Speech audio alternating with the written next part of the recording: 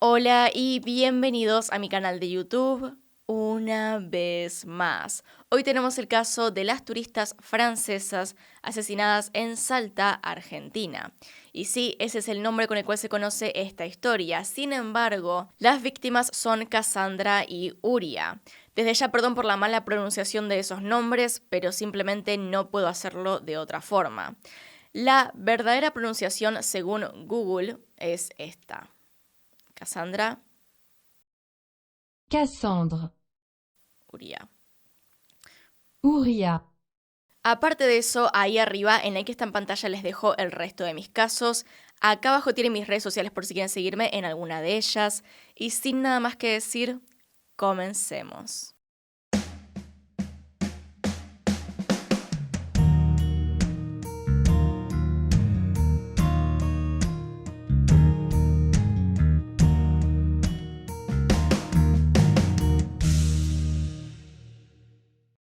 En este caso tenemos dos víctimas. Cassandra Bouvier nació en el año 1982 en Niza, Francia. Por otro lado, Uria Mumni nació en el año 1987 en Francia. Cassandra Bouvier nació en la ciudad de Niza, en Francia. Era hija de Jean-Michel Bouvier. Además tenía dos hermanos llamados Aliénor y Florian.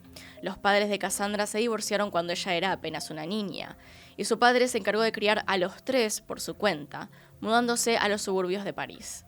La infancia de Cassandra fue bastante tranquila. Su padre se volvió a casar y juntos formaron una familia feliz. Siempre se destacaron sobre Cassandra características como la generosidad y su empatía.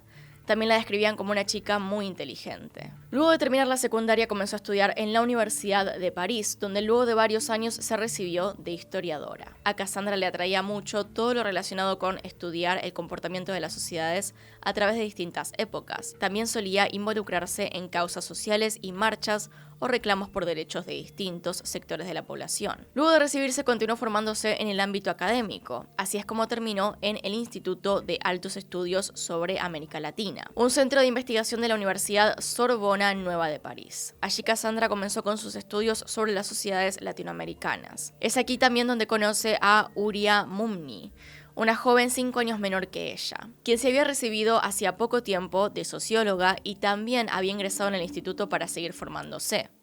Rápidamente Cassandra y Uria se hicieron buenas amigas, compartían muchos gustos e intereses y se llevaron muy bien desde el primer momento. Es así que para el año 2011 ambas obtuvieron una beca en el instituto para ir a Argentina. Esto sería para participar de un coloquio, lo que es una reunión de personas en la que se expone y se discute acerca de un tema determinado. En este caso, sobre las sociedades latinoamericanas. El padre de Cassandra las iba a acompañar a este viaje ya que se había jubilado hacía poco tiempo. Y además tenía ganas de conocer Argentina. Pero lamentablemente tuvo que ser operado de la espalda por problemas que acarreaba de hacía años y no las pudo acompañar. Desde ese momento siempre se arrepintió de no haber ido con ellas. Es entonces que a principios de julio del 2011, Cassandra y Uria llegaron a Buenos Aires para participar del coloquio. Todo esto, por cierto, era junto a otros estudiantes. Una vez terminado el evento, ambas habían decidido quedarse unas semanas más en Argentina a modo de vacaciones, pero también para aprender sobre la cultura y costumbres de distintos lugares del país. Cassandra todavía no le había dicho nada a su familia, pero quería también quedarse en Argentina a estudiar. Es así que en la semana del 10 de julio, luego de pasar por varias provincias, llegan a la provincia de Salta, donde iban a quedarse por un par de días. Y es bajo este contexto que pasamos al día de los hechos.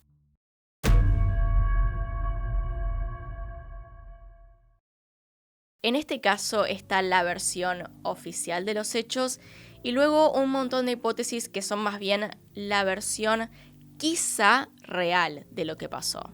Y digo quizá porque justamente esto ocurre en mi país y no me quiero meter en problemas. Así que ya saben, es todo hipotético. Así que vamos a ver primero, es decir, ahora la versión oficial de lo que pasó. Era el 15 de julio del 2011. Cassandra y Uria estaban en la ciudad hacía un par de días. Aquel día decidieron ir a la quebrada de San Lorenzo, una de las atracciones turísticas de la ciudad. Fui ahí, por cierto, a la quebrada y es muy hermoso. Realmente recomiendo visitar la quebrada de San Lorenzo. Cuenta con una gran reserva natural, varios paseos y un gran mirador donde se puede ver un hermoso paisaje. Las chicas estaban camino al mirador, que para llegar a este tenían que cruzar un gran bosque.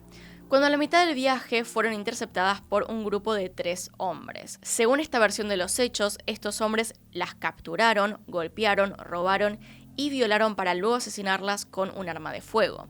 Sus cuerpos fueron dejados al costado del camino, más adentro del bosque. También según esta versión de los hechos, Cassandra y Uria fueron asesinadas el 15 de julio y sus cuerpos fueron hallados recién 2 semanas después, el 29 de julio. Unos turistas que estaban realizando una caminata nocturna vieron algo raro entre los arbustos. Al principio pensaron que era una persona durmiendo, pero al acercarse más se dieron cuenta rápidamente que se trataba de un cuerpo, el de Cassandra. Fueron inmediatamente a dar aviso a la comisaría. Cuando la policía fue al lugar, unos metros más adelante, encontraron también el cuerpo de Uria. La policía entonces comenzó a recolectar todas las pistas y evidencias de la escena del crimen, y los cuerpos fueron llevados para realizar la autopsia. La autopsia reveló que las mujeres presentaban varias heridas de golpes por distintas partes del cuerpo. También habían signos de que habían sido violadas. La causa de muerte de ambas fue un disparo de un arma calibre 22. Cassandra recibió un disparo en la cabeza, mientras que Uria recibió un disparo por la espalda. A partir de aquí es que comienzan las controversias en el caso, ya que según los análisis forenses, determinaron que la fecha de muerte había sido entre 3 y 5 días antes del hallazgo de los cuerpos, es decir, entre el 24 y 26 de julio. Sin embargo, en la versión oficial de los hechos, el fiscal determinó que la fecha de muerte fue el 15 de julio.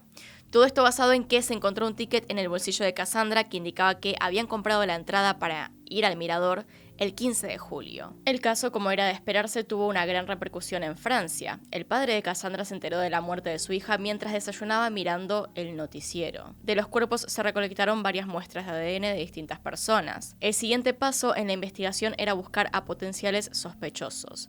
Lo primero que hicieron fue buscar a personas que vivieran cerca de la zona donde se encontraron los cuerpos. Generalmente eran personas de bajos recursos que tenían algún rancho cerca del paseo. Fueron detenidas e interrogadas una gran cantidad de personas.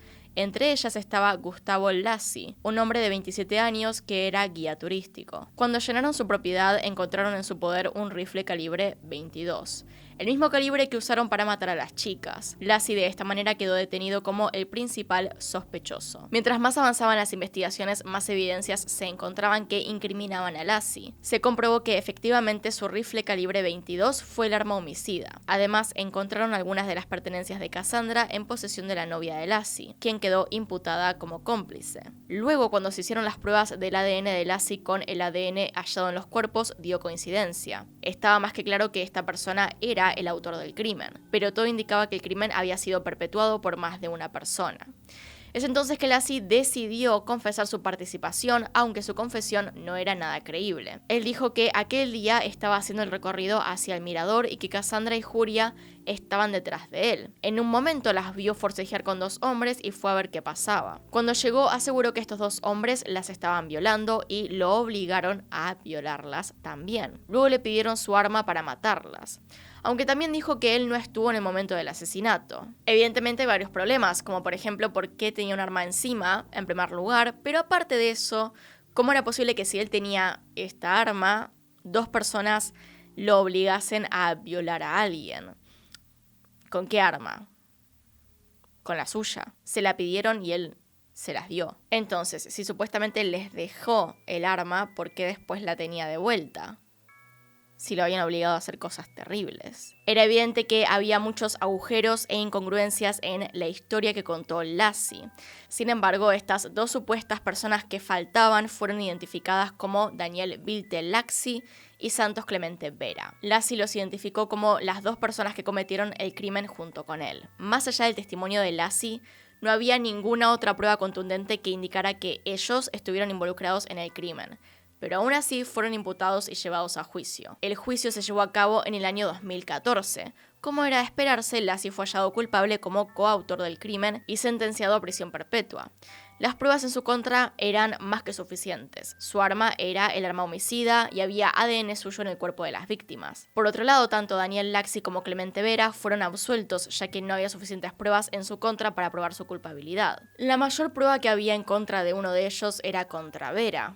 Unos análisis de ADN indicaban que había ADN suyo en el cuerpo de las víctimas. Sin embargo, los abogados de Vera mandaron a hacer las mismas pruebas a otros 2 lugares, uno de ellos en un laboratorio en Francia, y ambos dieron negativos. En sus declaraciones durante el juicio, Vera y Laxi contaron cómo fueron torturados y amenazados por miembros de la policía para que aceptasen su culpabilidad. Un pequeño detalle extra es que un oficial de gendarmería decidió quitarse la vida en medio de las investigaciones. Este oficial creía que Vera y Laxi eran inocentes, y las circunstancias de su muerte también eran bastante dudosas. Sin embargo, no se investigó demasiado y simplemente dijeron que decidió quitarse la vida. Si bien el caso ya tenía un culpable y una sentencia, aún estaba muy lejos de estar resuelto. Todavía faltaba encontrar a los otros autores del crimen y también quedaban muchas dudas de si los hechos que contaba la fiscalía eran realmente lo que había pasado. Además, surgían dudas como, por ejemplo, ¿por qué tanta insistencia en inculpar a Vera y a Laxi? ¿Tal vez estaban tratando de encubrir a otras personas más poderosas? El caso dio un giro 3 años después, cuando en 2016, en un hecho sin precedentes, el Tribunal de Impugnación decidió impugnar la absolución de Vera y finalmente considerarlo culpable como coautor del crimen y sentenciarlo a prisión perpetua. Todo esto pese a no haberse presentado nuevas pruebas. A día de hoy, Vera sigue cumpliendo su condena pese a considerarse inocente. El mismo padre de Cassandra apoya a Vera en su inocencia. Jean Miquel llegó a la Argentina inmediatamente después de enterarse todo lo sucedido y estuvo presente durante todo el proceso judicial. Fue uno de los principales impulsores del pedido de justicia. También uno de los más críticos con cómo se desarrollaron todas las investigaciones y el proceso judicial. Jean está seguro que Vera no es el culpable de haber asesinado a su hija y apoya su pedido de revisión de la condena y su pronta libertad. En los años siguientes, el periodista francés Jean-Charles Catard realizó una gran investigación respecto al caso de Cassandra y Uria y marcó la gran cantidad de incongruencias en las investigaciones. Charles, de hecho, escribió todo un libro sobre esto. Y los siguientes son algunos de los argumentos más importantes. La fecha de muerte fue cambiada por el fiscal de la causa. Los forenses determinaron la fecha de muerte apenas unos días antes de hallados los cuerpos, no 2 semanas antes. Entonces, ¿qué pasó con Cassandra y Uria en esos 10 días? Otra prueba que indicaba que no fueron asesinadas ahí en la reserva, sino que solamente habían puesto sus cuerpos ahí, fue el hecho de que el calzado de las chicas estaba prácticamente limpio. Si alguien va a hacer una larga caminata por el bosque, es normal que sus zapatillas estén sucias, estén llenas de barro. Pero esto no era así, estaban demasiado limpias. Basados en las investigaciones de Jean-Charles, el productor también francés Matthew Orcel decidió hacer un documental sobre este caso. Un documental que planteaba todas estas dudas y se animaba a dar una hipótesis de lo sucedido. Resulta que una persona anónima envió una carta a Jean Miquel, el padre de Cassandra, diciendo que ella tenía información acerca de lo que en verdad había pasado con las chicas. El director del documental pudo contactar con esta persona, una mujer cuya identidad se mantiene anónima, y contó en cámara manteniendo el anonimato su testimonio. Ella contó que el día de la desaparición de las chicas, el 15 de julio, cuando supuestamente fueron asesinadas, sí fueron al mirador, pero luego regresaron. A la noche fueron invitadas a una fiesta en el barrio San Lorenzo, que es un barrio bastante exclusivo donde viven las personas más poderosas de la ciudad. Quiere decir, políticos, empresarios, terratenientes, todo ese tipo de personas. Según la testigo, Cassandra y Uria asistieron esa noche a la fiesta, pero de un momento a otro no las vio más. También en el documental se muestra que la casa donde fue la fiesta tiene una bajada directa a la reserva natural. Y casualmente cerca de ese camino fue donde se hallaron los cuerpos de las víctimas.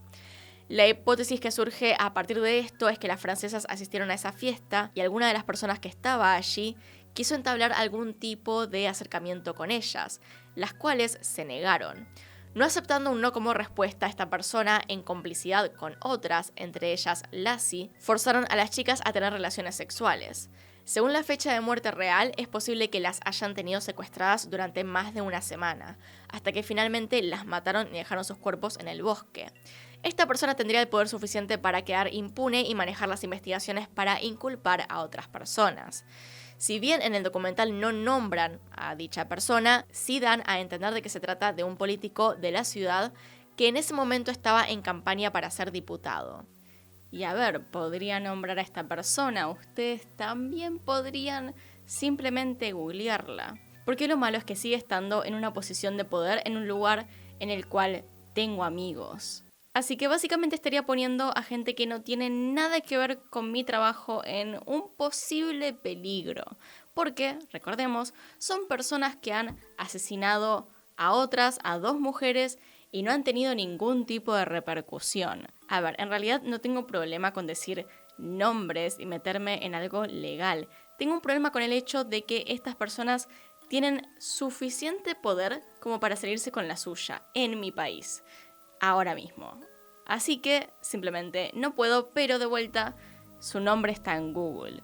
Y con eso dicho entonces, hasta acá llegamos con el video de hoy. Realmente no tengo nada más para decir, eso es todo lo que al menos yo puedo poner en este video. Pero también debo añadir que hay varios otros medios que subieron informes al respecto de esto, incluyendo nombres, posibles hipótesis al respecto, así que los invito a leer más en internet, al menos en este caso. Así que bueno, técnicamente las 2 hipótesis de este video son la versión oficial y la versión que indicaría que una persona de poder mató a las 2 chicas y se salió con la suya durante todos estos años. Pero bueno, entonces hasta acá llegamos con el video. Díganme qué opinan, si tienen más información déjenlo abajo en los comentarios, y si quieren me pueden seguir en Instagram para mandarme fotos de sus mascotas, más información o lo que quieran. Ahí abajo en la descripción hay una forma de Google que pueden llenar si tienen algún caso personal que enviarme, es decir, algún caso de algún familiar, de ustedes mismos. Pueden poner esa información ahí en la planilla de Google que está en la descripción. Ahí está mi mail, mis redes sociales, la planilla de Google, todo lo que necesitan está siempre en la descripción. Así que, sin nada más que decir, hasta acá llegamos. Acá están los Patreons y los miembros del canal. Gracias por apoyarme a través de esos medios. Y de vuelta, sin nada más que decir, acá tiene un video nuevo, acá tiene un video recomendado. Se pueden suscribir haciendo clic en mi cara y nos vemos en otro video. Adiós.